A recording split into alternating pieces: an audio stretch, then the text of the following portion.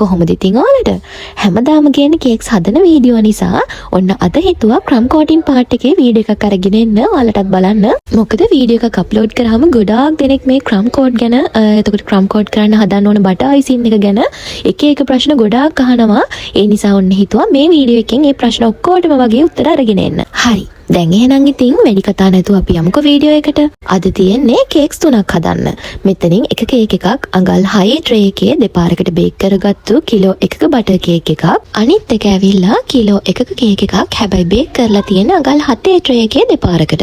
අන්තිම කේක් එක gram 500ක cake එකක් අඟල් 6 ට්‍රේ එකේ තමයි බේක් කරලා තියෙන්නේ. කේක් එක ක්‍රම් කෝට් කරන්න කලින් තමයි ඔයාලට මේ පේන විදිහට කේක් එකේ උඩ කොටස මම කපලා ඉවත් කරගන්නේ. ඉතින් ඔයා කේක් හදලා අයිසින් කරනකොට මෙන්න මේ උඩ කොටස කපලා ඉවත් කරන්න ඕනි කියලා අනිවාර්යයක් නැහැ. කැමති නම් අයින් කරන්න පුළුවන්. මම මේ විදිහට මේ කොටස අයින් කරලා තමයි ක්‍රම් කෝට් එක කරන්නේ. ඔයාලා දකින්න ඇතිනේ මගේ කේක් එක නම් බැලන්ස් එකට තිබුණා. සමහරක් වෙලාවට කේක් බේක් කරාම කේක් එකේ උඩ කොටස ගොඩක් ඉස්සිලා වගේ තියෙනවා. කේක් එක බැලන්ස් නැහැ. ඒ වගේ වෙලාවට නම් අනිවාර්යයෙන්ම උඩ කොටස කපලා කේක් එක බැලන්ස් කරලා තමයි අපි අයිසින් කරන්න පටන් ගන්න ඕනේ. හරි. ඒ විදිහට කේක් එක බැලන්ස් කරගත්තට පස්සේ දැන් අපිට තියෙන්නේ මේ කේක්ස් ටික ක්‍රම් කෝට් කරගන්න. මුලින්ම කියලා ඉන්නම්කෝ මොකක්ද මේ ක්‍රම් කෝට් එක කියන්නේ කියලා. ක්‍රම් කෝට් එක කියලා මෙතනදී අපි අදහස් කරන්නේ කේක් එකක් ලස්සනට ෆිනිෂ් කරලා නීට් කරන්න පාවිච්චි කරන අයිසින් එකට කලින් කේක් එකේ මේ ක්‍රම්ස්, ඒ කියන්නේ කේක් කුඩු ඒ බටර් අයිසින් එකත් එක්ක ෆයිනල් බටර් අයිසින් එකත් එක්ක මික්ස් වෙන්නේ නැතුව හොඳට නීට් කරගන්න ලේසි වෙන්න කේක් එකේ තියෙන කේක් කුඩු එක තැන සෙට් කරගන්න අපි පාවිච්චි කරන බටර් අයිසින් එක. ඒ විදිහට ක්‍රම් කෝට් එකක් කේක් එකට ඇප්ලයි කරගන්නකොට ලස්සනට නීට් එකට ඇප්ලයි කරගන්න ඕන වෙන්නේ නැහැ. කරන්න ඕන මූලිකම දේ තමයි ඒ බටර් අයිසින් එකෙන් කේක් එක සම්පූර්ණයෙන්ම කවර් කරගන්න එක. පොඩි තීරුවක් ඇප්ලයි කරලා කේක් එක සම්පූර්ණයෙන්ම කවර් කරගන්න ඕනේ. ඒ විදිහට කවර් කරලා කාමර උෂ්ණත්වයේ විනාඩි 10ක් 15ක් තිබ්බත් කමක් නැහැ. නැත්නම් ඊට කලින් අපිට ෆ්‍රිජ් එකට දාලා විනාඩි 5ක් 6ක් වගේ තියලා ගත්තත් ඇති. එතකොට මේ බටර් අයිසින් එකත් එක්ක කේක් කුඩු ටික හොඳට සෙට් වෙලා කේක් එක හොඳට සෙට් වෙනවා.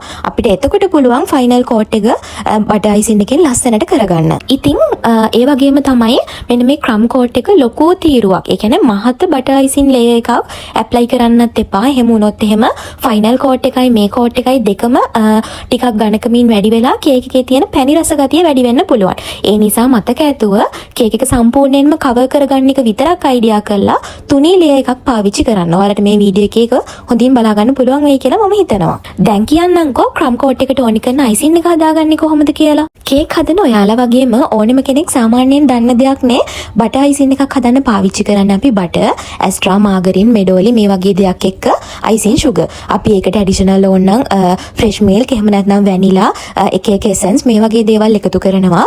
ඒ වුණාට බේසික් විදිහට අපි පාවිච්චි කරන්නේ බටර් එකක් එක්ක අයිසින් සුගර්. මේ දෙක එකට එකතු කරලා බීට් කරන ප්‍රමාණයෙන් වගේම අපි මේ දෙක එකට එකතු කරන ප්‍රමාණයනොත් වැදගත් වෙනවා.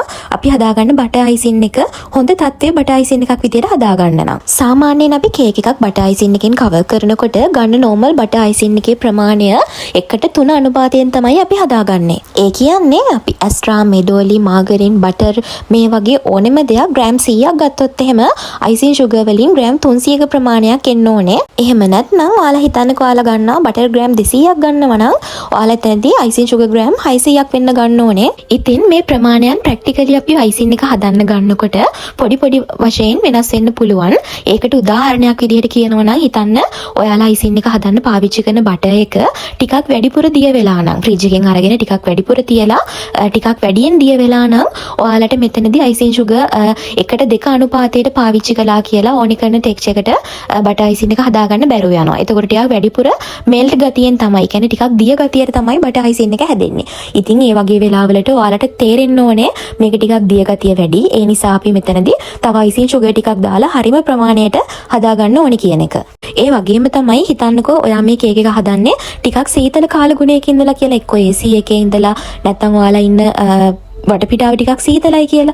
ඒ වගේ වෙලාවලට ඔයාලා බටර් ග්‍රෑම් 100ක් අරගෙන ඒකට අයිසින් සුගර් ග්‍රෑම් 200ක් එකපාර දැම්මා කියලා හරිම බටර් අයිසින් එක හැදෙන්නේ නැහැ. එතකොට ටිකක් හાર્ඩ් බටර් අයිසින් එකක් තමයි හැදෙන්නේ. මොකද බටර් එක ටිකක් දිය වෙනවා හොරයිනේ වගේ වෙලාවට. ඉතින් එවලට ඔයාලා අඩුවෙන් ඊට වඩා අඩුවෙන් තමයි අයිසින් සුගර් මෙතනදී පාවිච්චි කරන්න ඕන වෙන්නේ. ඒ නිසා හොඳින් මතක තියාගන්න බටර් අයිසින් එකක් හදනකොට 1:2 අනුපාතයට බටර් සහ අයිසින් සුගර් පාවිච්චි කරනවා කියන එක ඔයාලගේ ඔළුවේ තියාගත්තට ප්‍රැක්ටිකලි මේ අයිසින් එක හදද්දී පොඩි වෙනස්කම් එහෙම කරගෙන තමයි අපිට ඕනේ විදිහට අපි අයිසින් එක හදාගන්න ඕන වෙන්නේ. ඉතින් මම මෙන්න මේ විදිහට තමයි බටර් අයිසින් එක හදාගන්නේ කේක් එක කවර් කරගන්න ඕන විදිහට. ඒ විදිහටම හදාගන්න බටර් අයිසින් එකෙන් තමයි මම නම් කේක් එක ක්‍රම් කෝට් කරලා ෆයිනල් කෝට් එකත් කරගන්නේ. ඒ වුණාට සමහරක් අයට ඒ විදිහට කරගන්න අමාරුයි.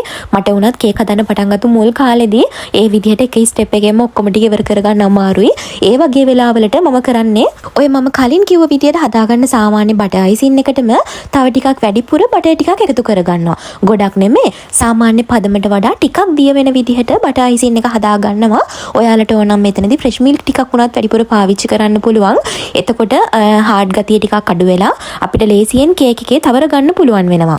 ඉතින් ඒ වගේම තමයි වීඩියෝ එකක් පෝස්ට් එකක් දැම්මහම ගොඩක් දෙනෙක් මගෙන් අහලා තියෙනවා මම දැක්කා කේක් එක කවර් කරනකොට බටර් අයිසින් එකෙන් කේක් කුඩු ගැලවිලා එනවා. එහෙම නැත්නම් කේක් එකේ කොටස් කැඩිලා එනවා. මේ වගේ දේවල්. ඉතින් මේ හැම දෙයකටම ප්‍රධාන හේතුව තමයි ඔයාලා පාවිච්චි කරන ක්‍රම් කෝට් එක. මම අර කලින් කිව්ව විදිහට ටිකක් දිය විදිහට බටර් අයිසින් එකේ කේක් එකට ඇප්ලයි කරලා ක්‍රම්ස් ටික සෙට් කරගන්න මුලින්ම. එතකොට ඔයාලට හරිම ලේසියෙන් පහසුවෙන් ඔයාලා කේක් එක ලස්සනට ෆිනිෂින් එකක් එන විදිහට නීට් කරගන්න පුළුවන් වෙනවා. ඉතින් ඒ විදිහට බටර් අයිසින් එක හදාගෙන කේක් එක ක්‍රම් කෝට් කරලා ෆයිනල් කෝට් එකත් කරලා මුලින්ම ටික කාලයක් යනකම් ඔයාලගේ අත හුරු කරගන්න. ඊට පස්සේ කාලයත් එක්කම ඔයාගේ එක්ස්පීරියන්ස් එකත් එක්කම ඔයාලට වෙනම අයිසින් එකක් හදාගන්න ඕනේ වෙන්නේ නැහැ ක්‍රම් කෝට් එකට. ඔයාලට පුරුදු වෙනවා එකපාර එක බටර් අයිසින් එකෙන්ම ක්‍රම් කෝට් එකයි ෆයිනල් කෝට් එකයි කරන්න පුළුවන් විදිහට. කොහොම හරි කතාවෙන් කතාව මේ වෙනකොට කේක්ස් තුනම ක්‍රම් කෝට් කරගෙන ඉවරයි. ඊළඟට තියෙන්නේ අද දවසේ තියෙන කේක් ස්ට්‍රක්චර් එකේ ඩමි එක කවර් කරගන්න. ඉතින් මෙතනදී මම වෙනම අයිසින් එකක් නෙමෙයි පාවිච්චි කරන්නේ. නෝමල් බටර් අයිසින් එකෙන්ම තමයි මේ ඩමි එකත් කවර් කරගන්නේ. ඉතින් බලන්නකෝ මෙන්න මේ නිසා තමයි මම ඔයාලට කිව්වේ කල් යනකොට ඔයාලගේ එක්ස්පීරියන්ස් එකත් එක්ක එකම බටර් අයිසින් එකෙන් ඔක්කොම වැඩ ටික කරගන්න ඔයාලට පුළුවන් වෙනවා කියලා මම කේක් එක ක්‍රම් කෝට් කරන්න ෆයිනල් කෝට් කරන්න ඒ වගේම ඩමි එක කවර් කරගන්නත් පාවිච්චි කරන්නේ එකම බටර් අයිසින් එක. ඒක මට ගොඩක් පහසුයි. මොකද නැත්තම් ලොකු වෙලාවක් යනවා අයිසින් එකකින් එකට හදාගන්න. ඒ නිසා ඉතින් බලන්නකෝ ඩමි එකත් හරිම ලස්සනට නීට් විදිහට මට හදාගන්න පුළුවන් වුණා. හරි. එහෙනම් ඉතින් ඔන්න ඔය විදිහට තමයි කේක්ස් හරිම විදිහට ක්‍රම් කෝට් කරගන්නේ. ඒ විදිහට ක්‍රම් කෝට් කරන්න ඕන කරන අයිසින් එක ගැන මම හිතනවා මේ වීඩියෝ එකෙන් ඔයාලට දෙයක් දැනගන්න පුළුවන් වෙන්න ඇති කියලා. මේ තියෙන්නේ අද මම හදාගත්තු කේක්ස් වල ෆයිනල් ලුක් එක. මේ ටික බලන අතරතුරේදීම ඔයාලට මේ වීඩියෝ එක ගැන හිතෙන දේවල් පහලින් කමෙන්ට් කරන්න. වීඩියෝ එක හොඳයි නම් ලයික් කරන්න, ෂෙයා කරන්න. ඒ වගේම තමයි ඔයාලා මේ අන්තිමටම දකින්නේ මම හරිම ආසාවෙන් හදපු හෝම් කමින් එකකට හදන වෙඩින් කේක් ස්ට්‍රක්චර් එකක්. ඉතින් බලන්නකෝ මේ කේක් එකත් හරිම ලස්සනට හිතුවටත් වඩා හොඳටම ආවා. එහෙනම් ඉතින් ආයෙමත් මේ වගේ ලස්සන වීඩියෝ එකක් අරගෙන එනකන් අදට මම ගිහින් එන්නම්. Bye. Thank you for watching.